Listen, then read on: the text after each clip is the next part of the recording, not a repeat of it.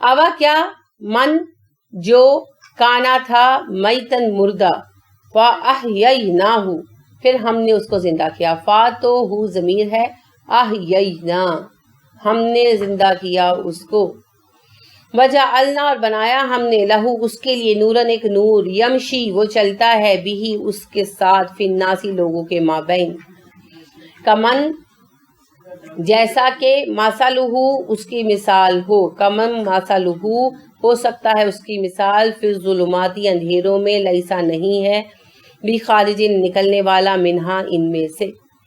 بھلا جو شخص مردہ تھا پھر ہم نے اس کو زندہ کر دیا اور اس کے لیے ایک روشنی پیدا کر دی جس میں وہ چلتا ہے لوگوں کے مابین, وہ اس شخص جیسا ہو سکتا ہے جو کبھی اندھیروں سے نکلنے والا ہی نہیں ہے.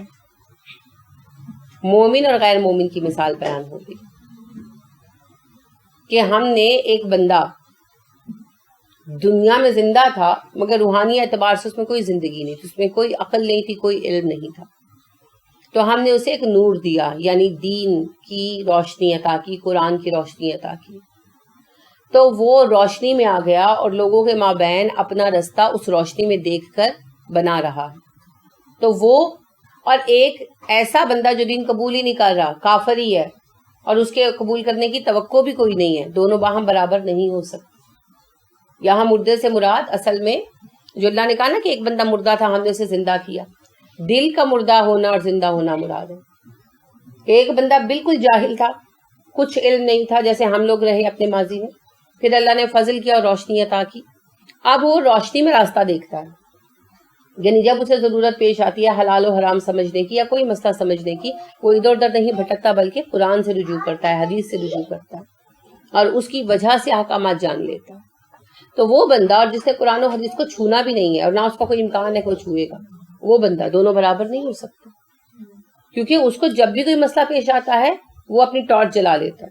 جیسے آپ سفر پہ نکلیں رات کے اندھیرے میں اور آپ کو پتا ہو کہ بھئی کوئی پتہ نہیں اسٹریٹ لائٹس کام بھی کر رہی ہوں گی, تو آپ اپنی ٹارچ پکڑ لیں, تو جہاں آپ کو خدشہ ہو کہ سڑک خراب لگ رہی ہے تو آپ اپنی ٹارچ جلا لیں, تو آپ تو ٹھڈے نہیں کھائیں گے. اور جس کے پاس کچھ بھی نہیں ہے, نہ اپنی ٹارچ ہے نہ وہ آپ کی روشنی سے فائدہ اٹھانے پہ راضی ہے, تو وہ کیا کرے گا, گرے گا اور بار بار گرے گا. ایسے ہی ہوگا نا, ٹھڈے کھاتا پھرے گا. اب ایک بندے کو اللہ نے ٹارچ تھما دی, قرآن و سنت دے دیا اس کے ہاتھ میں, تو اس کو جہاں ضرورت پیش آتی ہے وہ وہاں اپنا مسئلہ جانتا ہے اور چل پڑتا ہے.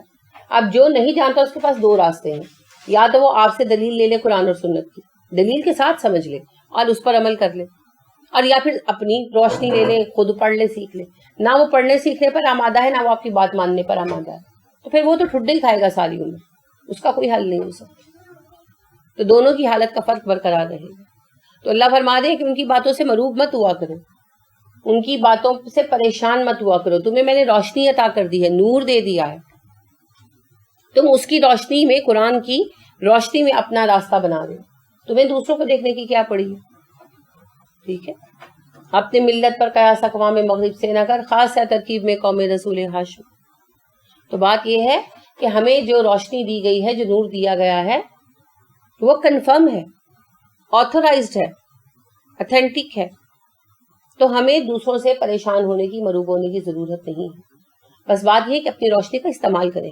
آج جیسے صرف حلال و حرام کی بات نہیں, ہر معاملے میں آج راستہ نظر نہیں نہ آتا, تو راستہ اپنی روشنی میں, اپنے سورس سے نکالیں, دوسروں کی طرف مت جائیں. کیونکہ ان کی کوئی بات اگر اچھی ہے نا تو اس کے اندر کہیں نہ کہیں خامی ہوگی, کیونکہ انسانوں کا بنایا ہوا سارا سسٹم ہے نا, تو انسان کے کام میں پرفیکشن نہیں آ سکتی. الحمدللہ رب العالمین, پرفیکشن تو اللہ کے لیے ہے. تو پھر اللہ کے بنائے ہوئے سسٹم کو فالو کریں, اس سے اپنے لیے طریقہ نکالیں, اسلوب نکالیں, تو پھر جو ہے آپ صحیح رستے پر چلیں. وہ اقبال کہتے ہیں نا, اٹھانا شیشہ گرانے فرنگ کا احسان, صفال ہند سے مینا و جام پیدا کر. کہ یورپ کے نقش قدم پر مت چلو, اپنے مٹی سے, اپنی اصل سے اپنے لیے راستے نکال. تو انہوں نے تو خیر وطنیت کی بنا پر بات کہی, لیکن میں مذہب کی بنا پر کہہ رہی ہوں کہ دوسروں سے متاثر ہونے کی بجائے ہم اپنی خوبیوں کو تلاش کریں اور اپنے طریقوں کو اپنائیں، تو یعنی ہمیں کسی اور ازم کی ضرورت پیش نہیں ہے۔ مسئلہ یہ ہے کہ ان کے پاس ہے کچھ نہیں، وہ پروپوگیٹ بہت کرتے ہیں، اور ہمارے پاس سب کچھ ہے مگر ہمیں خود ہی ہوش نہیں کہ ہمارے پاس کیا ہے، نہ استعمال کرتے ہیں نہ دکھاتے ہیں، ہے نا ایسے۔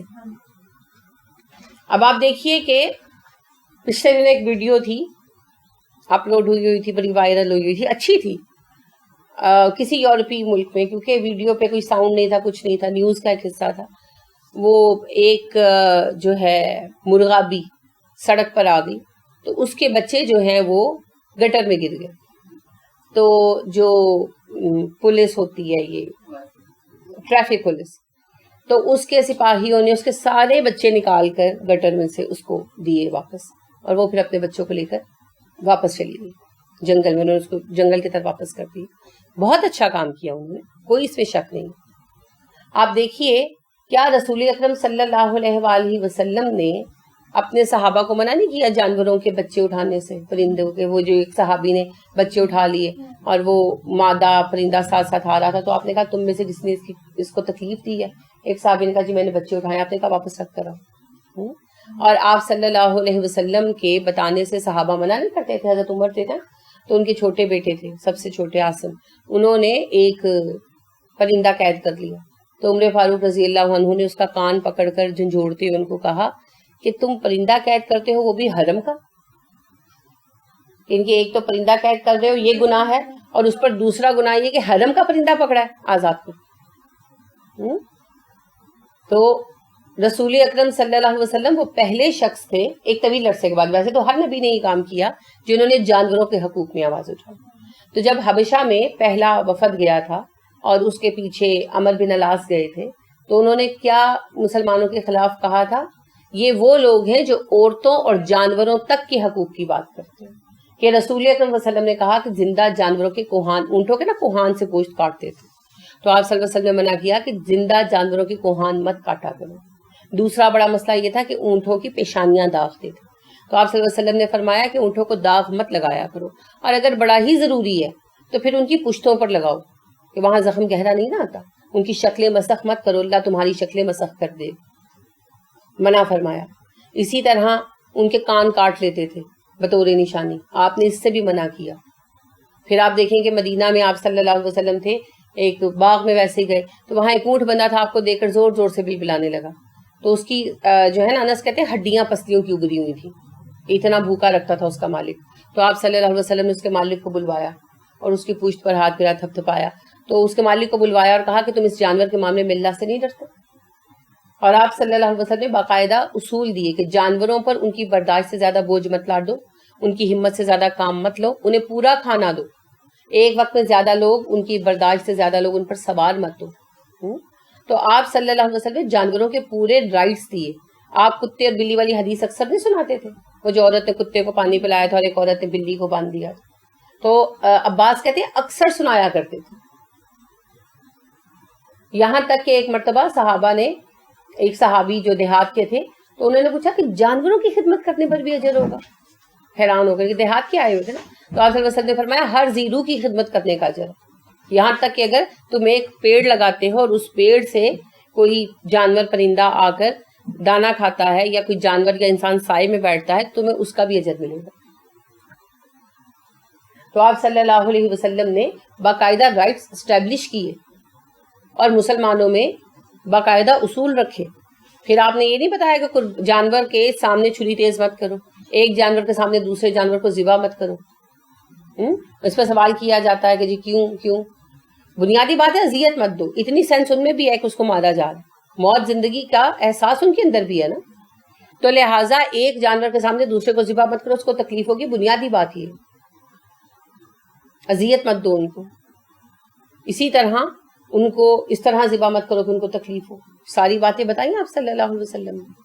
تو آپ دیکھیے کہ مسلمانوں نے جانوروں کو ہمیشہ اچھے طریقے سے رکھا، سب سے پہلے آواز مسلمانوں نے دنیا میں اٹھائی۔ آج ہم اپنے حقوق نہیں جانتے جانوروں کے کیا جانے کے، بیویوں کے حقوق نہیں جانتے، اولاد کے حقوق نہیں جانتے، اولاد کا حق ہمیں کیا نظر آتا ہے؟ کھانا کھلا دو، پانی پلا دو، کپڑے لے دو. جنت میں پہنچانا ہے، جہنم سے بچانا ہے، یہ نظر نہیں آتا. لہٰذا وہ تو فرض ہی کوئی نہیں. تو ہم اپنی بچوں کے حق نہیں جانتے، جانوروں کے کیا جانیں گے؟ اب چونکہ ہم لا علم ہو گئے، ہم نے جہالت کو اپنا لیا، علم کو چھوڑ دیا، تو ہم دوسروں سے مروب ہونا شروع ہو گئے. جو خالی برتن ہوتا ہے وہ دوسروں سے مروب ہوتا ہے نا. تو بس یہی وجہ ہے کیوں آج ہم لوگ ایکٹریسز کے پیچھے پھرتے، ایکٹرز کے پیچھے پھرتے. ہمارے پاس رہ کون گیا ہے؟ کوئی عالم نظر آتا ہے آپ کو؟ کوئی سائنٹسٹ، کوئی اسکالر، کوئی میتھمیٹیشین؟ کتنے بڑے نام آپ لے سکتے ہیں مسلمانوں میں. تو چونکہ ہمارے پاس کوئی رہ نہیں نہ گیا، تو اس لیے پھر ہم جو ہے نا وہ ایکٹرز کے پیچھے ہی بھاگتے پھرتے ہیں، اور کچھ ہے ہی نہیں ہمارے ہاتھ میں. ایکٹرز بھی اپنے نہیں، یہ نہیں کہ ایکٹر ہونا کوئی کمال ہے، لیکن بڑے ایکٹرز بھی اپنے نہیں رہے.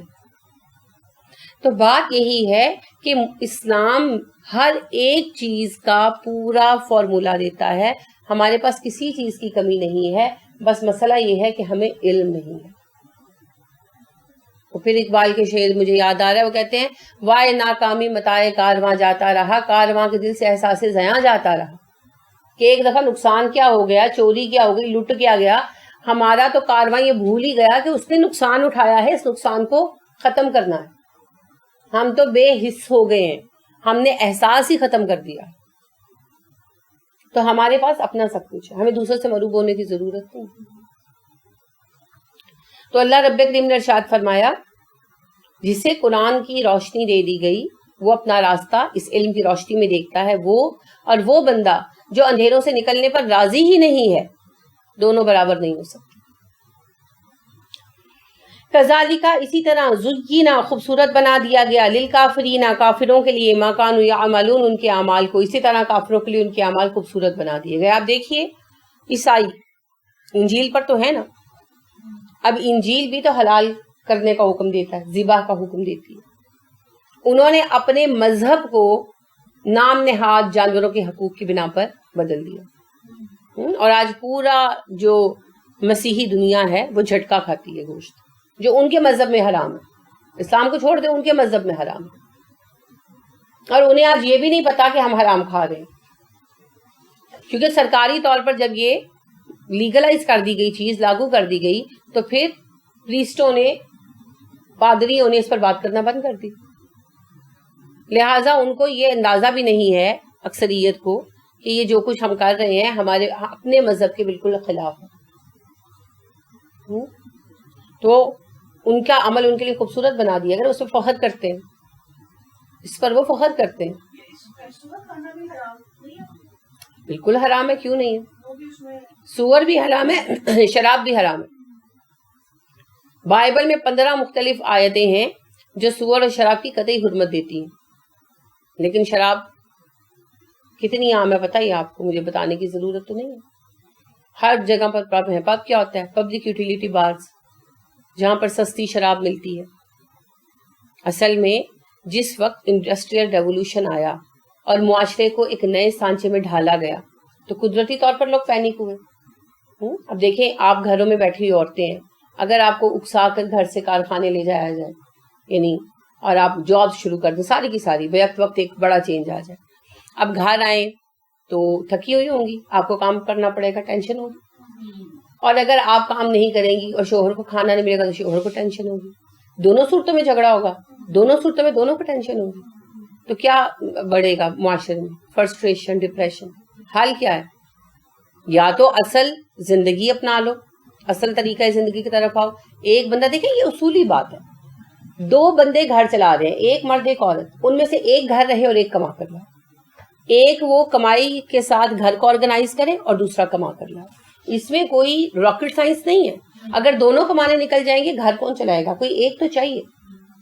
تو لہٰذا اللہ نے عورت کے لیے گھر کی ذمہ داری دے دی اور مرد کے لیے کمانے کی ذمہ داری دے دی. بس اس میں کوئی مقام کا فرق نہیں ہے، کچھ نہیں. یہ تو عورتوں کو انڈسٹری میں لگانے کے لیے اس کو یہ سبق پڑھایا گیا کہ تمہیں حقیر سمجھا جاتا ہے. یہ سب آپ دیکھیں 18th سینچری میں ہوا، اور عورت مغرب کی جو ہے یہ عورت ہی ہے، گھر سے نکلی.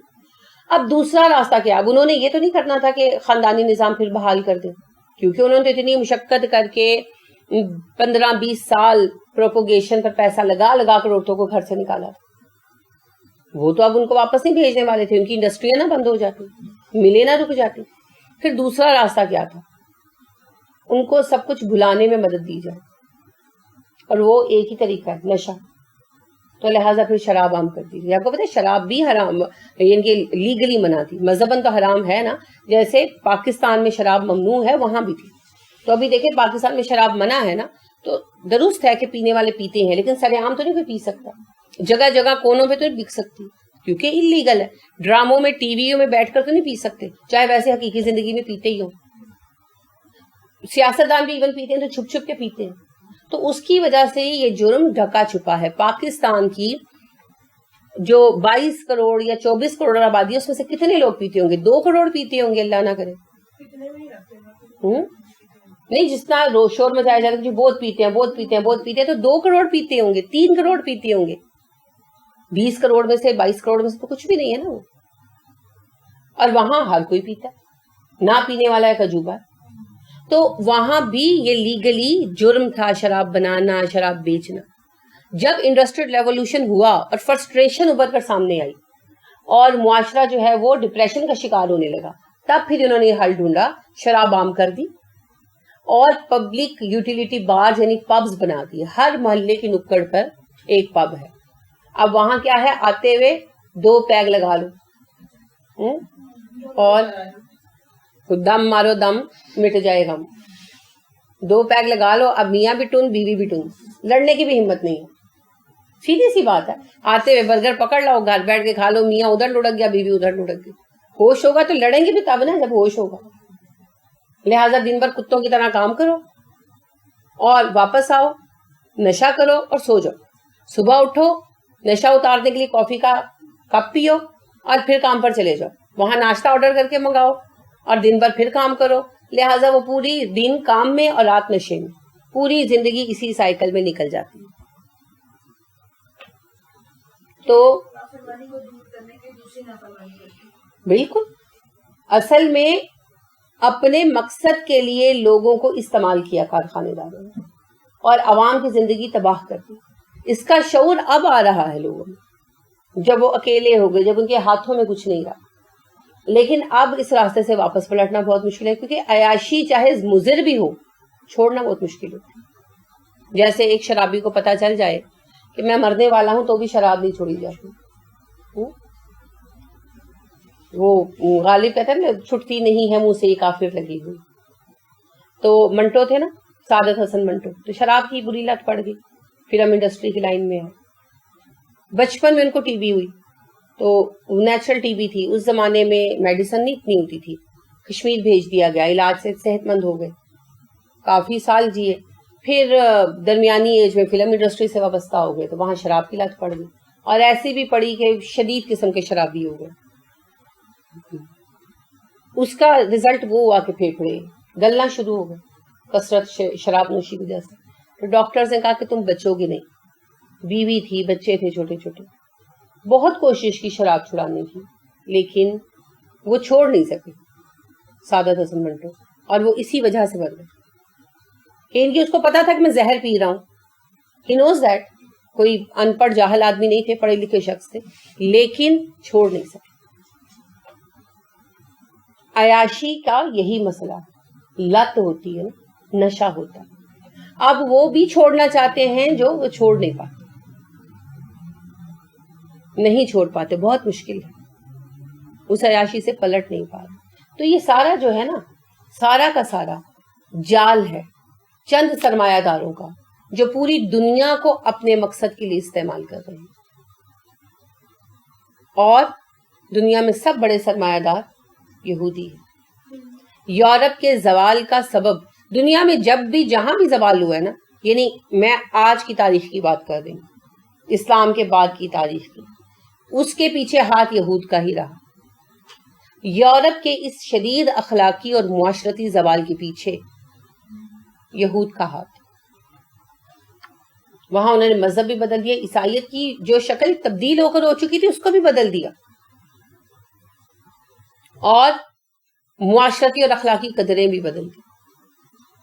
آج اس معاشرے میں کسی میں اتنا ہوش ہی نہیں ہے کہ وہ بیٹھ کر یہ دیکھیں کہ یہودی ان کے خلاف کیا سازش کر رہے ہیں. مسلمانوں کو تو چھوڑیں, ہم وہ تو ہیں ہی دشمن نا, ہمارا ان کا بیر تو پاکستان انڈیا بیر ہے نا, وہ تو ختم نہیں ہو سکتا. لیکن خود عیسائیوں کو وہ کس طرح یوز کر رہے ہیں, ان کے مال کو کس طرح لوٹ رہے ہیں, ان کے ساتھ کیا کر رہے ہیں, چال چل رہے ہیں, ان کو اس کا ہوش نہیں ہے. کیوں؟ دن بھر وہ کام کرتے ہیں اور رات کو شراب پی کے ٹون ہو جاتے ہیں. تو یہ بھی نشہ ہے.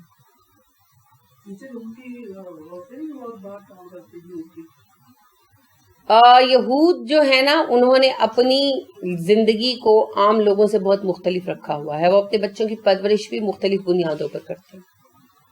ہر یہودی بچے پر توجہ دی جاتی ہے علیحدہ سے, اور یہ ڈیسائیڈ کیا جاتا ہے کہ کون سا بچہ کس فیلڈ میں جائے گا. اور پیدائش سے پہلے ماؤں کی پریگننسی کے دوران وہ ان کے لیے ان کلاسز کا اہتمام کرتے ہیں اور انہیں اس طرح کی تربیت دیتے ہیں. تو وہ ان کے زیادہ تر بچے جو ہیں نا, وہ بہت زیادہ ٹارگٹ اچیورز ہوتے ہیں. یعنی وہ سینٹر کنسنٹریشن جو ہے نا ان کی بہت زیادہ ہوتی ہے. وہ ان کو مقصد کے تحت پالتے ہیں اور ان کو خاص طرح سے ذہن سازی کرتے ہیں. تو وہ جاب وغیرہ کرتی ہیں ان کی عورتیں, مگر وہ گھر اپنے نہیں توڑتی. کتنی یہودی عورتیں آپ نے دیکھی ہیں جو غیر یہودیوں سے شادی کریں؟ بہت ریئر ہے. اور اگر کوئی کر دے تو آپ کو پتہ ہے اسے نکال دیتے ہیں یہودی لابی سے. اور یہودی عورت کا بچہ یہودی نہیں مانا جاتا, چاہے وہ یہودیت بھی قبول کر لے. ٹھیک ہے, وہ تو ٹھیک ہے, لیکن ایک یہودی بائی برتھ ہوتے ہیں, انہوں نے یہودیت کو نسلی مذہب بنا دیا ہے. صحیح کہا آپ نے. لیکن دوسری بات میں عرض کر رہی ہوں کہ اگر کوئی یہودی عورت کسی غیر یہودی مرد سے شادی کر لے, اور بعد میں جیسے آپ کو پتا یورپ میں تو آسانی سے سیپریشن ہو جاتی ہے, اور سیپریشن کے نتیجے میں جو بچہ ہے وہ ماں کے پاس بھی رہے اور یہودی ہو جائے بڑا ہو کر, تب بھی وہ اسے اپنے لابی میں شامل نہیں کرتے. ٹھیک ہے, تو وہ اپنے لوگوں کو بہت خاص طریقے سے ان کی ذہن سازی کرتے ہیں. تو زیادہ تر یہودی اپنی کاز کے ساتھ وفادار ہی رہتے ہیں. زیادہ تر جابز وغیرہ بالکل ان کی عورتیں کرتی ہیں اور بڑے بڑے عہدے ہولڈ کر رہی ہیں وہ, لیکن وہ اپنے گھر کو, اپنے بچوں کو ٹائم دیتی ہیں, کیونکہ وہ ایک خاص مقصد کے تحت اسرائیل کے قیام کے لیے, دا گریٹ اسرائیل جو ہے ان کا ایک مقصد, اس کے قیام کے لیے اپنی حصہ ڈال رہی ہیں تحریک میں. تو وہ اپنی مذہبی جذبات کے ساتھ محنت کرتے ہیں اور اس میں ان کے مرد بھی تعاون کرتے ہیں.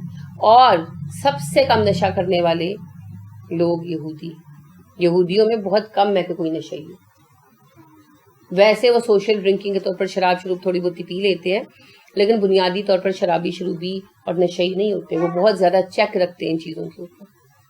سب سے زیادہ اس قلت میں عیسائی مبتلا ہیں اور اس کے بعد ہم مسلمان. تو اس وجہ سے یہودی جو ہے نا, وہ اپنے لوگوں کو بہت زیادہ پروٹیکٹ کر کے چل رہے ہیں, اپنے گھروں کو بہت پروٹیکٹ کر کے چل رہے ہیں, اپنے بچوں کو بہت پروٹیکٹ کر کے چل رہے ہیں. تبھی تو وہ دنیا پر رول کر رہے ہیں. تو انہوں نے جو سارا سسٹم ختم کیا, اپنا گھر ختم کیے, اپنا سوشل سیٹ اپ ختم کیا اور نشے میں ڈوب گئے, اس کو ان کے لیے شیطان نے خوبصورت بنا دیا. اللہ فرما رہے نا کافروں کے لیے ان کے اعمال خوبصورت بنا دیے گئے. کون خوبصورت بنا کر دکھاتا ہے ان کو؟ اللہ نہیں, شیطان اور شیطان کے پیروکار. یعنی آپ دیکھیں کہ وہ ننگے ناچ رہے ہیں, استغفر اللہ. آپ دیکھیں کہ جو یہ کہا گیا کہ سلوگن 18 سینچری کے اینڈ میں یہ سلوگن ریز ہوا, مائی باڈی مائی رائٹ, میری مرضی ہے, میں شادی کروں نہ کروں, میں بغیر شادی کے سیکسول ریلیشن رکھوں, میں جو چاہے کروں, بچہ پیدا کروں نہ کروں. اب یہ ساری چیزیں بظاہر ان کو بڑی اچھی لگی اور انہوں نے قبول کر لی. آج بھی وہ بڑے خوش ہیں, جی ہم بڑے آزادی پسند ہیں, ہم تو عورتوں کو برابر کے حقوق دیتے ہیں مردوں کے. اچھا, مرد کو کیا یہ حق دیا ہے مذہب نے کہ وہ ننگا ہو کے ناچتا پھرے اور جتنی چاہے عورتوں سے تعلقات رکھے اور جدھر جا کے چاہے منہ مارے؟ دیا مذہب نے حق؟ مذہب میں, اسلام میں تو مرد کے لیے بھی حدود و قیود ہے. صرف اتنا کہا گیا کہ ایک مرد ایک وقت میں ایک سے زیادہ شادیاں کر سکتے ہیں. اب آپ اس میں یہ دیکھیے کہ ان کے لیے یہ سب کچھ بڑا خوبصورت ہو گیا نا. وہ بطور فخر بیان کرتے ہیں کہ جی سیکشول آزادی بھی حاصل ہے, فائنینشل آزادی بھی حاصل ہے, مورل آزادی بھی حاصل ہے، مورالٹی تو رہی نہیں نا کہیں پر ان کے اندر. اس ساری بات کو وہ بڑے فخر کے ساتھ بیان کرتے ہیں، لیکن سوال یہ ہے کہ کیا اس میں ان کے لیے کوئی فائدہ ہے، کوئی اچھائی ہے، کوئی آسانی ہے؟ لیکن ان کے لیے یہ کام خوبصورت بنا دیا گیا اور وہ اس کو بطور فخر دنیا کے سامنے پیش کرتے ہیں. یہی یہاں بتایا جا رہا ہے کہ ان کے اعمال ان کے لیے پسندیدہ بنا دیے گئے ہیں، حالانکہ ان میں خیر اور خوبی کچھ بھی نہیں ہے. وَكَذَلِكَ اسی طرح جعلنا ہم نے بنائے فی کلی ہر ایک قریۃ بستی میں اکابرہ بڑے بڑے مجرمیہا مجرم اس کے لیمکروا تاکہ وہ مکر و فریب کریں فیہا اس میں. اسی طرح ہم نے ہر بستی میں کچھ بڑے مجرم بنا دیے ہیں تاکہ وہ اس بستی میں رہتے ہوئے مکر و فریب سے کام لیں. یعنی ہر علاقے میں ہر قوم میں کچھ ایسے سرکش ہوتے ہیں جو دوسروں کو بہکاتے ہیں. جیسے میں نے ابھی عرض کیا نا کہ چند سرمایہ داروں نے اپنی فیکٹریاں چلانے کے لیے پورے یورپی معاشرے کو تہس نہس کر کے رکھ دیا. تو یہ ہیں چند سرکش. ہمارے چند سیاستدان اپنے مقاصد کے لیے پورے ملک کو نچا رہے ہیں، ہر جگہ پر ایسے ہی ہے. تو چند جو ہے نا سرکش وہ پورے لوگوں کو بگاڑ دیتے ہیں. وما نہیں یمکرونا وہ چالیں چلتے الا مگر بانفسہم اپنے ہی نفسوں کے ساتھ، وما یشعرون مگر وہ جانتے نہیں، شعور نہیں رکھتے. وہ جو چالیں چلتے ہیں وہ ان کے اپنے ہی خلاف ہوتی ہیں مگر انہیں اس کا شعور نہیں ہوتا. یعنی اگر یورپ نے یہ بہبود آبادی کا قصہ شروع کیا مسلمانوں کو ختم کرنے کے لیے یا برباد کرنے کے لیے، تباہ کرنے کے لیے، تو پہلا شکار کون ہوا؟ خود. مسلمانوں کے لیے نشہ بنایا تو پہلا شکار کون ہوئے؟ خود. یہ جو ہے سیکشول آزادی رکھی، بے راہ روی مسلمانوں میں پھیل جائے، مسلمان تباہ ہو جائے، تو پہلا شکار کون ہوئے؟ خود. تو یہ نہیں ہو سکتا کہ آپ بستی میں آگ لگائیں اور بستی جلے اور آپ کا گھر نہ جلے، وہ بھی جلے گا ساتھ ساتھ. تو اللہ فرماتے ہیں جو بھی خرابی پیدا کر رہے ہیں اس کا شکار یہ خود بھی ہو رہے ہیں، ان کو شعور نہیں ہے. اور پھر ایک بندہ جو خرابی کا آغاز کرتا ہے اس کو پھیلاتا ہے، تو جتنے لوگ اس خرابی میں مبتلا ہوں گے اس کا حساب اس کا ذمہ ہوگا. تو اللہ کے ہاں بھی وہ بڑے مجرموں میں شامل ہو گیا. تو ہر دو طرح سے اس نے اپنے لیے کیا خریدا؟ گمراہی اور تباہی. ٹھیک ہے. تو لہٰذا جو لوگ سازشیں کرتے ہیں، جو ناپسندیدہ کام کرتے ہیں، وہ دوسرے کا برا تو پتہ نہیں ہونا ہے کہ نہیں ہونا برا، اللہ کا جو حکم ہوگا وہی ہوگا، لیکن وہ اپنا برا کرتے ہیں. تو بس ہمیں ہمیشہ مثبت کام کرنا چاہیے. ٹھیک ہو گیا. آج کے متعلق کوئی سوال؟ سبحانک اللہم و بحمدک ونشہد ان لا الہ الا انت ونستغفرک ونتوب الیک. السلام علیکم ورحمۃ اللہ وبرکاتہ.